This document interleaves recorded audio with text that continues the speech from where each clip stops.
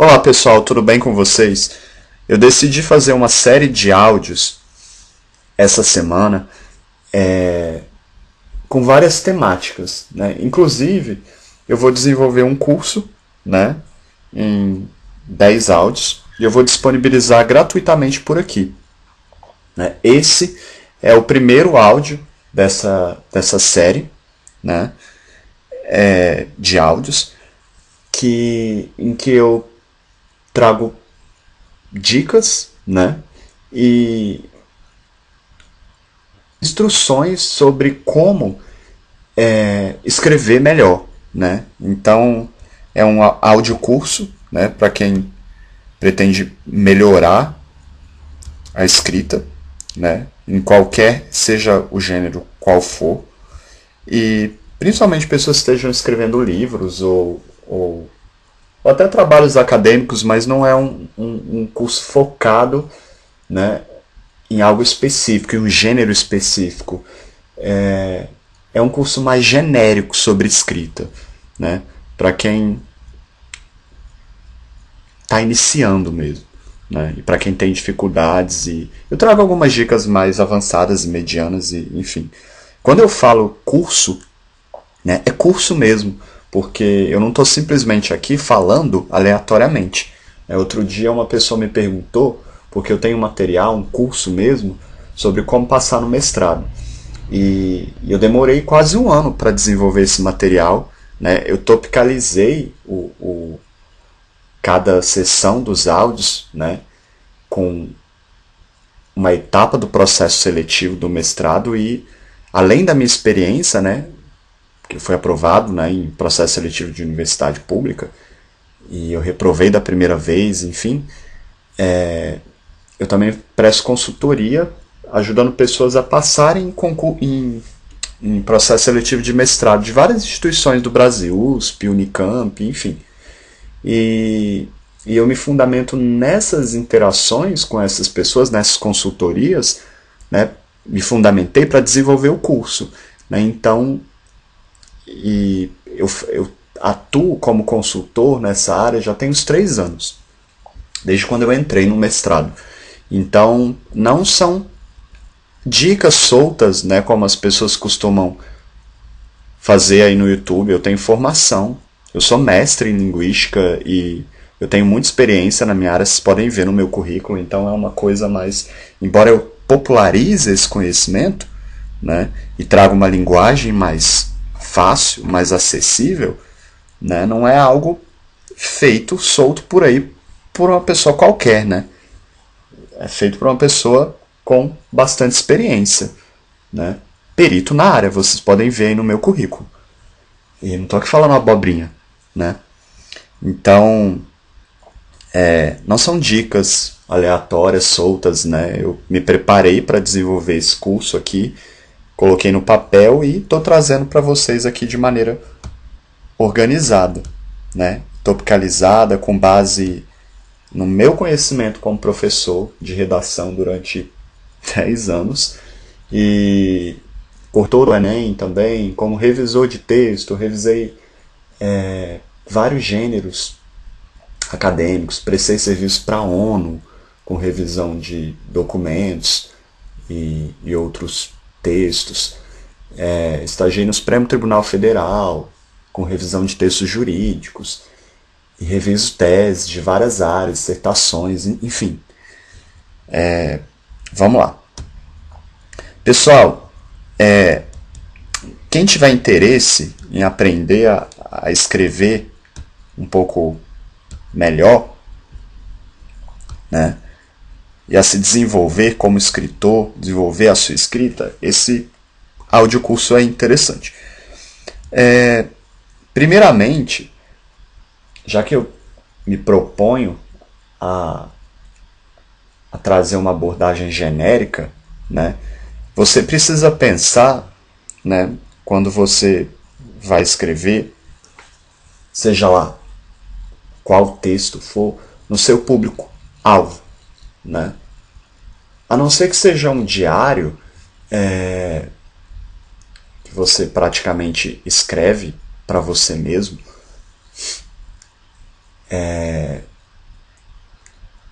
O texto ele tem uma função relacionada ao outro, né? Então, e aí a gente já tem um primeiro, já começa com um problema, porque muitas pessoas escrevem como se elas estivessem falando com elas mesmas, né? E isso é positivo, né? Mas é positivo para você que se conhece, que tem as próprias referências na sua cabeça sobre essas coisas. Mas para o outro, né?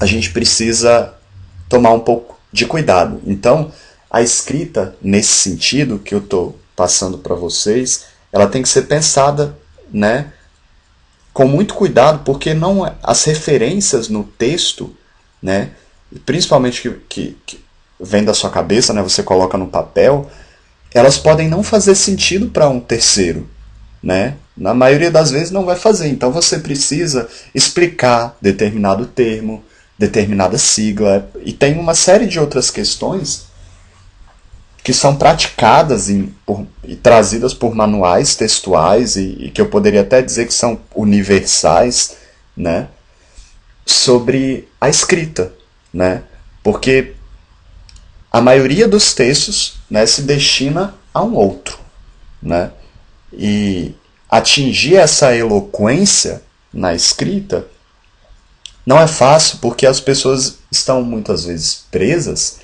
à comunicação delas ao próprio pensamento delas, né? E colocar a escrita, ela vem para organizar o pensamento, né? E você tem tempo, né, quando você escreve, de reformular, de revisar o seu texto, de pensar um pouco melhor. É diferente da fala, que é um pouco mais espontânea, né? Então, a primeira questão é pensar o público-alvo, ou seja, pensar no outro, né? É conseguir imaginar o texto, desvincular o texto do seu pensamento e olhar para o outro, né? Para um terceiro, aí, pensar nas interações. Então, quem é o público-alvo? É um grupo de pessoas ou é o texto só para uma pessoa? É uma carta? Qual é o destinatário desse texto? É um memorial para uma vaga de mestrado, trazendo a sua experiência acadêmica e um pouco da sua vida aí como pesquisador?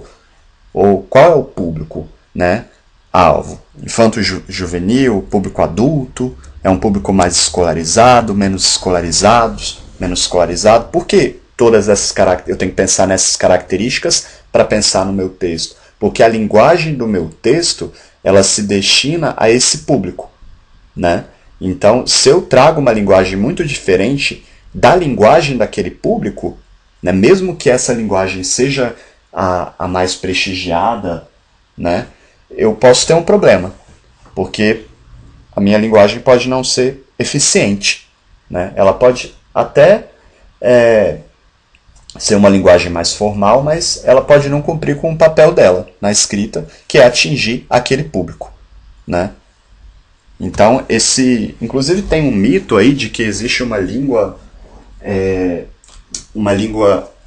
absoluta, uma língua universal, né?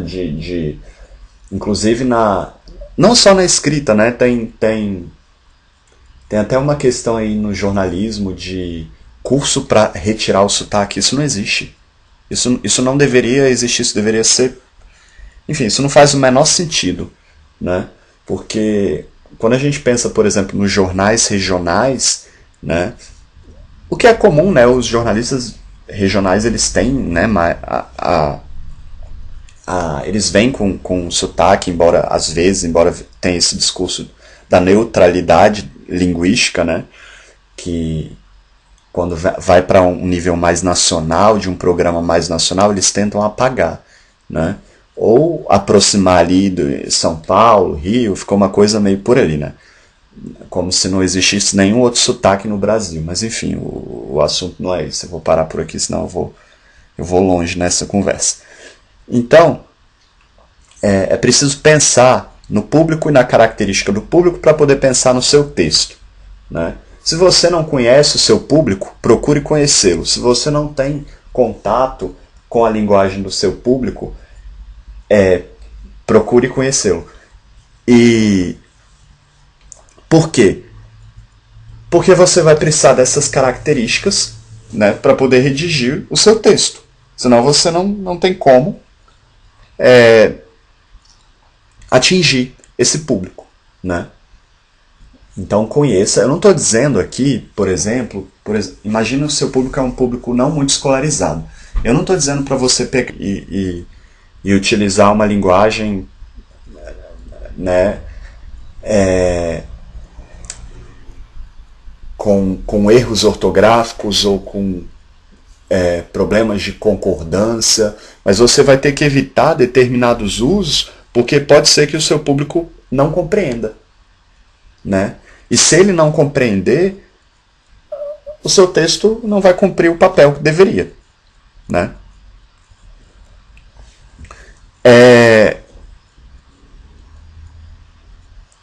Além do público, né, a gente tem que pensar também no gênero textual. Galera, o gênero é um texto, eu vou definir o que seria gênero, é um termo que a gente usa na linguística. É um texto dentro de um contexto. O que isso significa? Que quando a gente fala em texto, existem vários tipos de texto. O texto não é uma coisa assim, vamos aprender a escrever. Aí eu te dou noções genéricas sobre texto, você escreve, pronto. Não. Né? Primeiro você tem que pensar no público. E tem o tipo de texto. Porque o tipo de texto, que seria o gênero, que está ligado ao público, ele tem determinadas características, né? E essas características podem ser, por exemplo, em relação à linguagem mais formal, mais informal. A própria estrutura e organização do texto vai se articular a isso, né? E você precisa saber esse gênero para você saber a característica, para você conseguir desenvolver esse texto, né? Porque senão você vai trazer característica de um outro texto para um texto que não tem nada a ver com o texto que você está escrevendo, né? Quando eu era professor, isso acontecia com os alunos. Às vezes eles tinham um modelo na cabeça de texto dissertativo argumentativo eu não estou dizendo que isso é gênero, viu? Eu não vou nem entrar nessa discussão aqui agora, porque, enfim, isso vai dar pano para manga, eu vou ficar quieto. Mas vinha com esse modelo de texto dissertativo argumentativo e às vezes eu pedia um outro gênero na escrita, eles traziam aquele modelo do gênero para aquele... Aliás, eles traziam esse modelo, né, de texto dissertativo argumentativo para o modelo de gênero que eu pedia, né? E não fazia o menor sentido às vezes. Eu me lembro que no ensino médio eu fiz uma proposta de redação de um diário bem específica, uma coisa bem específica mesmo. E eles escreveram de maneira indeterminada, determinaram o sujeito, e tinha que ter marca pessoal, assim, e descaracterizaram completamente o gênero, né, que eu tinha pedido. E também aconteceu muito com o aluno do ensino fundamental, que também lecionei, que eu pedia um texto mais, vamos dizer assim, objetivo, e aí a pessoa vinha com poesia misturada para o gênero, né? Criança tem muito disso. Mas é importante, né, saber diferenciar e conhecer o seu gênero. Anderson, como eu vou conhecer o meu gênero? Como eu vou ter acesso a isso? Você tem que consultar manuais, porque a escrita não é algo assim, esse negócio que é dito por aí, de que a escrita ela é inspiração, isso não existe. Existe para a literatura. Quando a gente pensa em literatura, a gente pode pensar que a escrita é um dom e ir para aí, né? Para essa questão da sensibilidade, da arte e por aí vai. Agora, se a gente pensa em textos não literários, a escrita é técnica, né? E é por isso que você precisa consultar manuais e ter domínio da linguagem para aquele texto, né? E só uma questão, parêntese. A norma para esse texto, ela não é a norma gramatical necessariamente, né? E cuidado com esses professores que dizem isso por aí, porque isso não existe. A gramática não é a única norma que rege a língua. A língua portuguesa, especialmente a língua do Brasil e outras também, ela é composta de várias normas, formais e mais informais. Só que a norma que a mídia divulga, a norma que a escola enfoca, porque é a norma que, né, poucos têm acesso, é essa norma mais valorizada, gramatical, mas ela não é a única. Né? O que eu quero dizer com isso? Já disse em milhões de outros áudios para vocês, que existe norma na língua falada. Né? Eu não vou explicar aqui agora como nem porquê, porque isso não tem a ver com o áudio. Mas lembre-se disso, existem várias normas e várias linguagens, e elas dependem do gênero, do tipo de texto e do público. O que eu quero dizer com isso, mais uma vez, que você pode ter uma linguagem mais informal, né, com normas mais informais, com concordâncias mais informais para um texto mais informal. Né?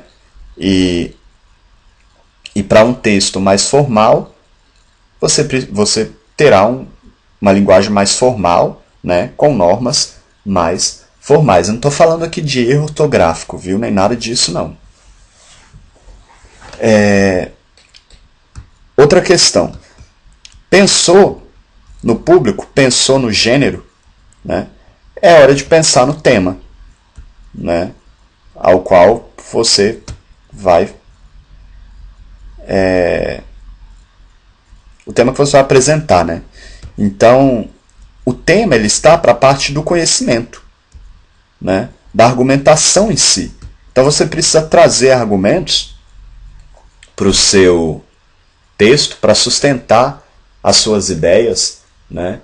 Se for um texto que exija, né, argumentos, né? Não estou falando de texto dissertativo argumentativo, nesse caso estou falando de sentido, né, de ideia para o texto, o fato de você colocar algo no papel e isso não está esvaziado de sentido, você precisa trazer isso para o texto, necessariamente, né? Então, pensar o tema, né, é você pensar em sentido, é você pensar no que colocar no papel, né?